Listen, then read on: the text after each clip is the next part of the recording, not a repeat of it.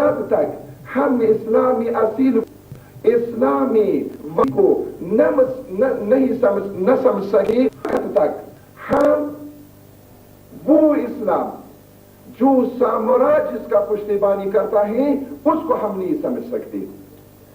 بس ایک مقصد اس سیمینار کا یہ ہے کہ ہم ایسے افراد جن کی ہمیشہ اور ہر دور میں یہی کوشش رہی ہے کہ اسلام کو اس طرح پیش کیا جائے جس طرح محمد مصطفیٰ نے لایا ہے، اور ان افراد میں سے ایک شخصیت شہید محمد باقر-us-Sadr ہیں جنہوں نے اپنی زندگی میں اپنی قلم کے ساتھ، اپنی زبان کے ساتھ اور اپنی خون کے ساتھ اسلامی اصیل کو معاشرے میں اور جامعے میں لوگوں کے لیے پیش کیا. اگر ہم استعمار اور سامراج کی اس سازش کو ناکام بنانا چاہتے ہیں تو ضروری ہے کہ ہم ایسی قسم کے محافل سیمینار منعقد کر لیں جس میں اسلامی اصیل کو جامعے میں پیش کیا جائے.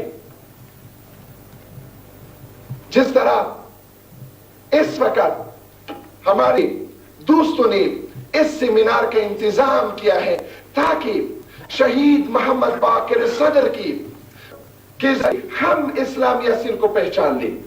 جب ہم اسلامی اصیل کو پہچان لیں گے تو خود بخود وہ اسلام جو مستشرقین غیر مسلم افراد قلم کے ذریعے، زبان کے ذریعے ہماری جوانوں کے ذہنوں میں داخل کرنا چاہتے ہیں، ہم ان کو پہچان کر ان کو رد کر سکیں.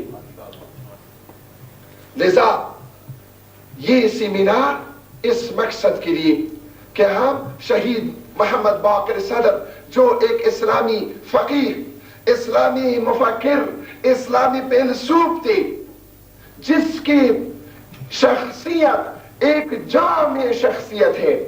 یعنی اگر ہم فن تفسیر میں آپ ان کو دیکھتے ہیں تو ایک مفسر قرآن نظر آتے ہیں. اگر ہم فقہ کے میدان میں ان کو دیکھتے ہیں تو ایک بہت عظیم فقیہ نظر آتے ہیں. اگر ہم فلسفے کے میدان میں ان کو دیکھتے ہیں تو ایک بہت بڑے فیلسوف. اب جب علوم روس پر بحث کرتے ہیں یہ معلوم ہوتا ہے کہ اس شخصیت انہو صرف انہی علوم میں انہوں نے تخصص حاصل کیا ہے. یعنی شہید باقر-us-Sadr کے قلم سے ماسکو ڈرتی تھی، اور اسی وجہ سے سامراج نے، چونکہ انہوں نے اس حقیقت کو درک کیا تھا کہ ہمارے اہداف اور منافع کے معنی ممالک اسلامی میں علماء ہیں، مفکرین ہیں، وہ افراد جو اسلام کو جس طرح ہے اس طرح پیش کرتے ہیں. لذا انہوں نے ایک سازش یہ کی کہ اسلام کی روح میں تبدیلی لائی. نام اسلام کا ہو لیکن روح اسلام ان میں نہ ہو. اور دوسری سازش یہ کی کہ وہ متحد علماء جو کبھی یہ اجازت نہیں دی تھی کہ امریکہ یا روس مسلمانوں حکومت میں، مسلمانوں کے ممالک میں مداخلت کر لے، ایسے علماء کو اپنے منافع کے سامنے سچ سمجھتے تھے، ان کے راستے سے ہٹانے کے لیے انہوں نے سازشی کی. اور شہید محمد باقر-us-Sadr عظیم جیسے مفکر کو ہم مسلمانوں سے لے لیا.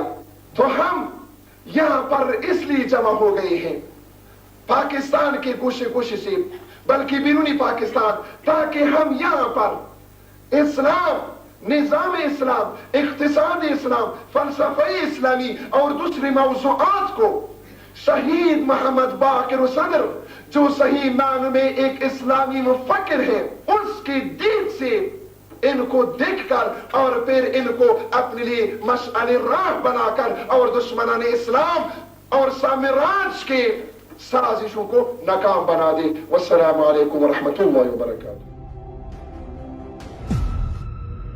اینجا مرکز مقاومت است.